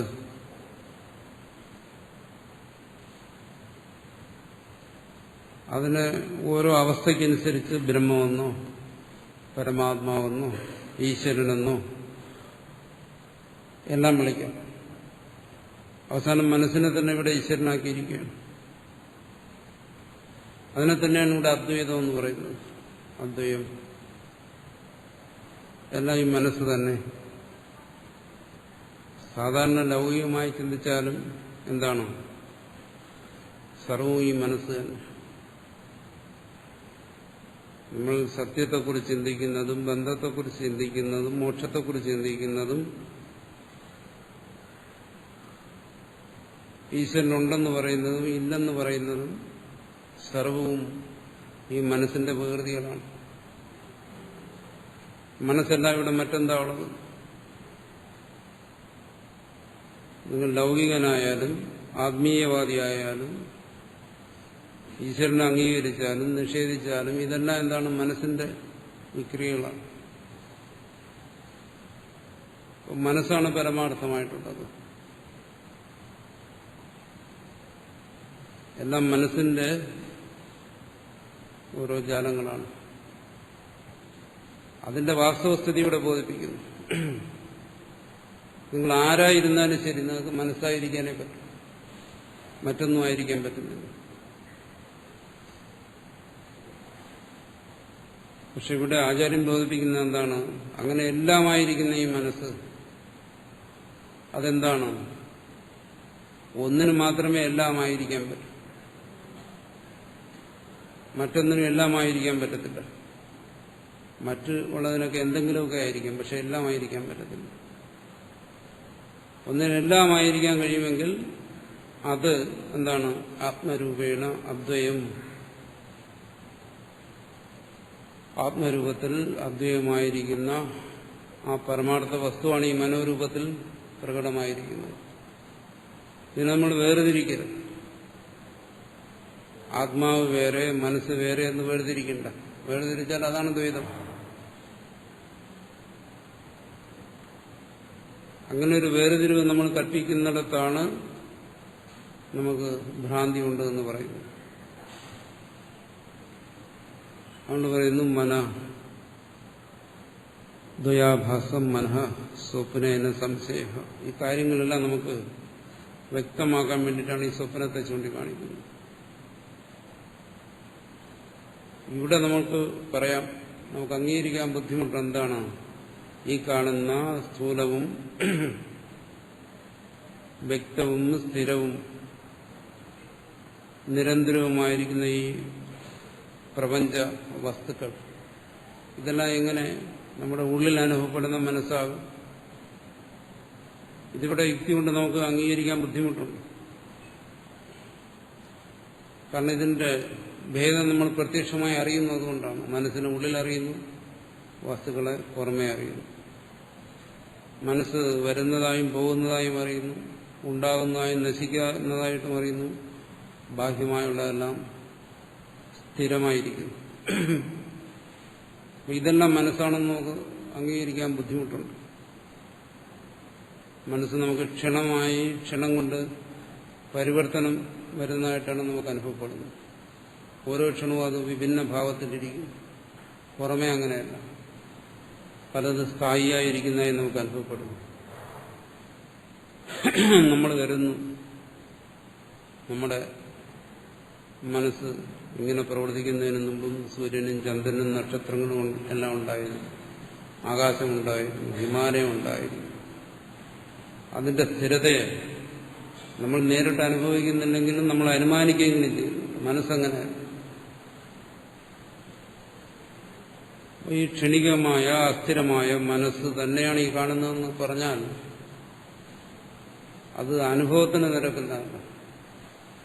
അതുകൊണ്ട് പറയുന്നു, ഇത് നിങ്ങളുടെ അനുഭവത്തിന് നിരക്കുന്നതാക്കാം. സ്വപ്നത്തിലേക്ക് പോവുക, അതിനെക്കുറിച്ചൊന്ന് ചിന്തിക്കുക. ശരി, അവിടെ മനസ്സ് ഉണ്ടോ? മനസ്സില്ലാന്നാർക്കും പറയാൻ പറ്റത്തില്ല. മനസ്സവിടെ ഉണ്ടായിരുന്നു. അവിടെയെല്ലാം അറിഞ്ഞത് മനസ്സ് തന്നെയാണ്. അവിടെ മനസ്സുണ്ടെങ്കിൽ അവിടെ വെച്ച് മനസ്സിന്റെ സവിശേഷതയെ മനസ്സിലാക്കാം. എന്താണ്? അവിടെ നിങ്ങളുടെ മനസ്സിൽ നിന്ന് അന്യമായിട്ട് എന്തിനെങ്കിലും നിങ്ങൾ കണ്ടോ? അവിടെയും നിങ്ങൾ സ്ഥൂലമായ വസ്തുക്കളെ കണ്ടു, സ്ഥിരമായ വസ്തുക്കളെ കണ്ടു, സൂര്യനെയും ചന്ദ്രനെയും നക്ഷത്രങ്ങളെയും ഹിമാലയത്തെയും എല്ലാം അവിടെ കണ്ടു. മനസ്സിന് പുറത്തെന്തിനെങ്കിലും കണ്ടോ? അതേ മനസ്സ് തന്നെയാണ് കണ്ടത്. അവിടെ നമ്മൾ പറയും മനസ്സ് തന്നെയാണ് കണ്ടത്, മനസ്സ് തന്നെയാണ് അവിടെ എല്ലാമായി മാറിയത്.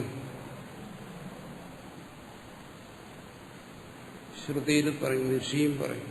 എന്താണ്? രഥവും രഥത്തിൽ കെട്ടിയിരുന്ന കുതിരകളും രഥം ഓടിയ വഴിയും എല്ലാം അവിടെ മനസ്സ് തന്നെയായിരുന്നു. ചിന്തിച്ചിട്ട് പറയുന്നതാണ്. ഒരു കാര്യം സമ്മതിക്കാമല്ലോ, മനസ്സിന് അങ്ങനെ ഒരു ശക്തിവിശേഷമുണ്ട്. അതിന് സർവവുമായി മാറുന്നതിനുള്ള ശക്തിവിശേഷം മനസ്സിനുണ്ട്. അങ്ങനെ മനസ്സിനൊരു സവിശേഷത ഉണ്ടെന്ന് അംഗീകരിച്ചാൽ മനസ്സാണല്ലോ ഇപ്പോഴും നിലനിൽക്കുന്നത്. ഈ മനസ്സിനും അങ്ങനെ എല്ലാമായി മാറുന്നതിനുള്ള ഒരു ശക്തി ഉണ്ടെന്ന് എന്തുകൊണ്ട് അംഗീകരിച്ചുകൂടാ? അവിടെ ഒരു പ്രയാസം വരുന്നതാണ്. എന്താണോ? അത് അംഗീകരിക്കേണ്ടവനായി നിൽക്കുന്നതും മനസ്സാണതാണ്. ഇതെല്ലാം മനസ്സെന്ന് അംഗീകരിക്കേണ്ടതാരെങ്കില അവനും മനസ്സാണ്. അതാണ് ഇവിടുത്തെ ഒരു ബുദ്ധിമുട്ട്. അംഗീകരിക്കേണ്ടവനെ മാറി നിന്ന് കാണാൻ കഴിയുന്നില്ല. മാറി നിന്ന് കണ്ടാൽ ബോധ്യപ്പെടും എന്താണ്? മനസ്സ് തന്നെയാണ്. അവിടെ എങ്ങനെയാണോ മനസ്സ് സർവവുമായി മാറിയത്, ഇവിടെയും മനസ്സ് തന്നെ സർവവുമായി മാറിയിരിക്കുന്നു. മനസ്സിനെവിടെ നീ കിട്ടി? കാരണം ആ മനസ്സ് അതാണ് പരമാർത്ഥ സത്ത്. അത് പരമാർത്ഥമായ ഏകമായ അദ്വൈതമായ സത്യമായതുകൊണ്ട് അതിന് ഏകനായിരിക്കുന്നത് പോലെ തന്നെ പലതായിരിക്കാനും കഴിയും. ഒന്നായിരിക്കുന്നത് പോലെ തന്നെ അത് നാനാ വസ്തുക്കളായും അതിന് മാറാം. അതിനുവേണ്ടി ഇവിടെ പറയുന്നു മനഃ സ്വപ്നേ. സ്വപ്നത്തിൽ ഈ പറഞ്ഞ കാര്യത്തിൽ എന്തെങ്കിലും സംശയമുണ്ടോ? എന്നാ സംശയ. ജാഗ്രതത്തിൽ ഇത്തരം കാര്യങ്ങളെക്കുറിച്ച് നമുക്ക് സംശയമുണ്ട്. പക്ഷെ സ്വപ്നത്തിൽ ഈ പറയുന്ന കാര്യങ്ങളെക്കുറിച്ച് ആർക്കും ഒരു സംശയമില്ല. എന്നാലും ചോദിക്കും, എന്നാലും ഇത് സ്വപ്നം പോലെയാണ് ഈ ജാഗ്രത എന്ന് പറഞ്ഞാൽ എങ്ങനെ ഉൾക്കൊള്ളും? ഉൾക്കൊള്ളാൻ പ്രയാസമുണ്ട്. അത് ഉൾക്കൊള്ളണമെങ്കിൽ എന്ത് വേണം? ആത്മനിഷ്ഠമായി ചിന്തിക്കണം. അകമുഖമായി അറിഞ്ഞാലേ അത് തിരിച്ചറിയത്തുള്ളൂ. ബഹിർമുഖമായി ചിന്തിച്ചാൽ ഇത് രണ്ടായി തന്നെ നിൽക്കും. ഇതിനെക്കുറിച്ചുള്ള എല്ലാ ചിന്തകളും നമ്മൾ ബഹിർമുഖമായി നടത്തിക്കൊണ്ടിരിക്കുകയാണ്. അങ്ങനെ ഒരു ശീലമേ നമുക്കുള്ളൂ.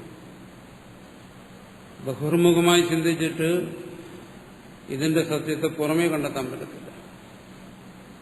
അന്തർമുഖമായി ചിന്തിച്ചു കഴിഞ്ഞാൽ ഇത് വെളിപ്പെടും. എന്തുകൊണ്ട്? അതാണ് മനസ്സിന്റെ പ്രത്യേകത. കാരണം അവൻ സ്ഥിതി ചെയ്യുന്ന ഉള്ളിലാണ്, പുറമേ. അവൻ തന്നെ തന്നിൽ ഉള്ളിനെയും പുറമേ സൃഷ്ടിച്ചിരിക്കുകയാണ്. അതിൽ അന്തർമുഖമാകണം, മനസ്സിൽ അന്തർമുഖമാകണം. അന്തർമുഖമാകുമ്പോൾ ഈ പറയുന്നത് പരമാർത്ഥമാണെന്ന് ബോധ്യപ്പെടും. എങ്ങനെ? നഹി സ്വപ്നെ ഹസ്ത്യാദിഗ്രാഹ്യം തദ്ഗ്രാഹകം വ ചക്ഷുരാദി ദ്വയം വിജ്ഞാനം വ്യതിരേകേണ അസ്തി. ആ മനസ്സിലെ അവിജ്ഞാനം, മനസ്സിനെ തന്നെ വിജ്ഞാനം എന്ന് പറയുന്നു. അതിൽ നിന്ന് സ്വപ്നത്തിൽ ഹസ്ത്യാദികൾ അവിടെയില്ല, ആനയും കുതിരയൊന്നുമില്ല. തദ്ഗ്രാഹകം, അതിനെ ഗ്രഹിക്കുന്ന ഇന്ദ്രിയങ്ങൾ, അതിനെ ഗ്രഹിക്കുന്ന മനസ്സ്, ഇതൊന്നും വേറെ വേറെ അവിടെ നിലനിൽക്കുന്നില്ല. ആ മനസ്സിനെ കൊണ്ടാണ് ഇപ്പോഴും ചിന്തിക്കേണ്ടത്. അവിടെ നശിച്ചിട്ട് ഇവിടെ വീണ്ടും ജീവിച്ച മനസ്സ്, ആ മനസ്സിനെ കൊണ്ടാണിത് തിരിച്ചറിയേണ്ടത്. അതില്ലെങ്കിൽ ചക്ഷുരാദിദ്വയം, ഗ്രാഹ്യവും ഗ്രാഹകനും അവിടെ ഇല്ലെങ്കിൽ വിജ്ഞാനം വ്യതിരേകേണ, ആ മനസ്സിൽ നിന്ന് വേറിട്ട് അവിടെ ഇല്ലെങ്കിൽ ഇവിടെയും അതേ മനസ്സിൽ നിലനിൽക്കുന്നു. അവിടെ ചിന്തിച്ചതുപോലെ ചിന്തിക്കുന്ന മനസ്സ്, അവിടെ കണ്ടതുപോലെ വിഷയങ്ങളെ കാണുന്ന മനസ്സ്, അവിടെ എങ്ങനെയാണോ ഞാനെന്നറിഞ്ഞത് അതുപോലെ ഇവിടെയും ഞാനെന്നറിയുന്ന മനസ്സ് തന്നെയാണ് ഇവിടെ നിൽക്കുന്നത്. അത് മനസ്സാണ്, ഇതും മനസ്സാണെന്നുള്ളതിൽ ആർക്കും തർക്കമില്ല. ജാഗ്രതത്തിൽ മനസ്സ്, സ്വപ്നത്തിൽ വേറെന്തോ ആയിരുന്നു എന്നാർക്കും പറയാൻ കഴിയില്ല. സ്വപ്നത്തിനും മനസ്സാണ്, ജാഗ്രതത്തിനും മനസ്സാണ് എന്നും മനസ്സിന്റെ തലത്തിൽ ചിന്തിക്കണം. അങ്ങനെ ചിന്തിച്ചു കഴിഞ്ഞാൽ എന്താണ്? വിജ്ഞാനം വ്യതിരേകേണ നാസ്തി. ആ മനസ്സിൽ നിന്ന് അന്യമായി ഒന്നിനെയും നിങ്ങൾക്കറിയാൻ കഴിയില്ല, അനുഭവിക്കാൻ കഴിയത്തില്ല. ജാഗ്രതപി തഥായവ. ജാഗ്രതത്തിനെയും മനസ്സിന്റെ തലത്തിൽ ചിന്തിക്കുക. ബഹിർമുഖമായി സ്ഥൂലമായ വസ്തുക്കളുടെ നിലയിൽ ചിന്തിക്കരുത്.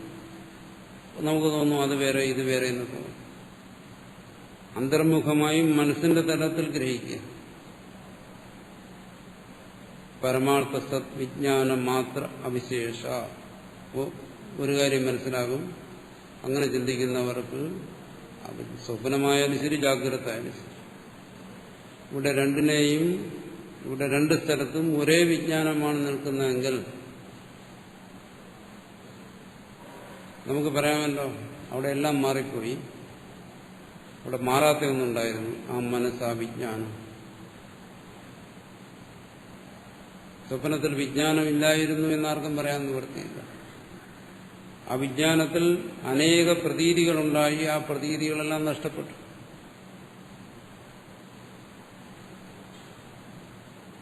ആ സ്വപ്നത്തിലെ ഉണർവ്, ആ ഉണർവ് തന്നെയാണ് ജാഗ്രതത്തിനും തുടരുന്നത്. നമ്മൾ അവിടെ ഒരു തെറ്റിദ്ധാരണ ഒന്ന് എന്താണ്? നമ്മൾ സ്വപ്നത്തെ വിട്ട് ജാഗ്രതത്തിലേക്ക് വന്നു. പരമാർത്ഥത്തിൽ അത് ശരിയല്ല. സ്വപ്നത്തെ വിട്ട് നമ്മൾ ജാഗ്രതത്തിലേക്ക് വന്നിട്ടില്ല. എന്തുകൊണ്ട്? സ്വപ്നത്തിനും ആ വിജ്ഞാനം തന്നെ, ജാഗ്രതത്തിനും ആ വിജ്ഞാനം തന്നെയാണ്. പിന്നെ എന്തിനാ വിട്ടത്? സ്വപ്നത്തിലെ അനേക പ്രതീതികളെ നമ്മൾ വിട്ടു. ജാഗ്രതത്തിന് നമുക്ക് പുതിയ പ്രതീതികളുണ്ടായി. സ്വപ്നവും ജാഗ്രതും വാസ്തവത്തിൽ വേർതിരിക്കാൻ വയ്യാത്ത ഏകമായ വിജ്ഞപ്തി മാത്രമാണ്. എന്ന് പറയുന്നു പരമാർത്ഥ സദ്വിജ്ഞാനം. അന്തർമുഖമായി ചിന്തിക്കുമ്പോൾ അത് വ്യക്തമാകും. രണ്ടിടത്തും ഒരേ വിജ്ഞാനം തന്നെ നിലനിൽക്കുന്നു. ആ വിജ്ഞാനം എങ്ങനെയുള്ളത്? ഉദയ അസ്തമയങ്ങളില്ലാത്ത വിജ്ഞാനം. അവിടെ വരുന്ന ഉദയ അസ്തമയങ്ങളെയാണ് നമ്മുടെ അനുഭവങ്ങളെന്ന് പറയുന്നത്. അതിനെ നമ്മൾ നിരാകരിച്ചു കഴിഞ്ഞാൽ അവിടെ സ്വപ്നം വേറെ, ജാഗ്രത വേറെ ഇല്ല. അതുതന്നെയാണ് സുഷുപ്തിന്. ചിലർ ചോദിക്കും, എന്താണ് ജ്ഞാനിക്ക് ഉറക്കമുണ്ടോ, ജ്ഞാനി സ്വപ്നം കാണുന്നുണ്ടോ എന്ന് ചോദിക്കും. തത്വജ്ഞാനത്തിന് അനുഭവം എന്തായിരിക്കും? എന്തുകൊണ്ടാണ് അങ്ങനെ ചോദിക്കുന്നത്? നമ്മുടെ ദ്വൈത പ്രതീതിക്കനുസരിച്ചാണ്. നമുക്കിവിടെ എന്താണ്? ദ്വൈതം വേറെ വേറെയുണ്ട്. ജാഗ്രത വേറെ, സ്വപ്നം വേറെ, സുഷുപ്തി വേറെ, വേറെ വേറെയുണ്ട്. 3 അവസ്ഥയോ 6 അവസ്ഥയോ അല്ലെങ്കിൽ അനന്തമായ അവസ്ഥകളെ ഉണ്ട്. അദ്വൈത അനുഭവത്തിൽ എന്താണ്? ഇവിടെ ഏകമായ വിജ്ഞപ്തി മാത്രം. ആ വിജ്ഞപ്തിയിൽ ജാഗ്രത വരാം, സ്വപ്നം വരാം, സുഷുപ്തി വരാം, പോകാം. പക്ഷെ ഏകമായ വിജ്ഞപ്തിക്ക് മാത്രമേ. ആ വിജ്ഞപ്തിയിൽ എല്ലാം അഭേദമായി അടങ്ങിയിരിക്കുകയാണ്. അജ്ഞന്റേതുപോലെ ഒരു ജാഗ്രത, ഒരു സ്വപ്നം, ഒരു സുഷുപ്തി ഇങ്ങനെ വേറിട്ട് നിൽക്കുന്ന, ഭിന്നമായി നിൽക്കുന്ന അവസ്ഥകളില്ല. ഒരു വിജ്ഞപ്തിയിൽ അഭേദമായി എല്ലാം അടങ്ങിയിരിക്കുന്നു. അതുകൊണ്ട് അത്തരം ചോദ്യങ്ങൾക്ക് അവിടെ പ്രസക്തിയില്ല. എങ്ങനെയാണ്? ഉറങ്ങുന്നുണ്ടോ, ഉണർന്നിരിക്കുന്നു? അതാണ് പറയുന്നത് പരമാർത്ഥ സദ്വിജ്ഞാനം മാത്രം. അത് ജാഗ്രത എന്ന് പറഞ്ഞാലും സ്വപ്നമെന്ന് പറഞ്ഞാലും ഏകമായ വിജ്ഞാനം മാത്രം. അതങ്ങനെ അലകളില്ലാത്ത കടൽ പോകും. അതിന്റെ അലകളാണ് ജാഗ്രത, സ്വപ്നവും സുഷുപ്തിയും എന്നെല്ലാം നമ്മൾ വേറിട്ടറിയുന്നു. അലകളെല്ലാം അടങ്ങിയാലോ ഏകമായ ജലം മാത്രം. അതുപോലെ പരമാർത്ഥ സദ്വിജ്ഞാനം മാത്രം. ഇക്കാര്യത്തിൽ ഇവിടെ പറയുന്നു ന സംശയ. ആചാര്യനൊരു സംശയമില്ല, ബോധിപ്പിക്കുന്ന ആളിനൊരു സംശയമില്ല എന്നാണ് പറയുന്നത്. അദ്വയം ചദ്വയാഭാസം മനസ്സ്വപ്നേന സംശയ അദ്വയം ച ദ്വയാഭാസം തഥാ ജാഗ്രന്ന സംശയ മനോദൃശ്യമിദം ദ്വൈതം യത്കിഞ്ചിത് സചരാചരം മനസോ ഹ്യമനീഭാവേ ദ്വൈതം നൈവോപലഭ്യതേ. ഈ ദ്വൈതത്തിന്റെ തലത്തിൽ നിന്ന് അദ്വൈതത്തിന്റെ തലത്തിൽ എങ്ങനെ എത്തിച്ചേരുന്നതെന്നാണ് അടുത്ത് പറയുന്നത്.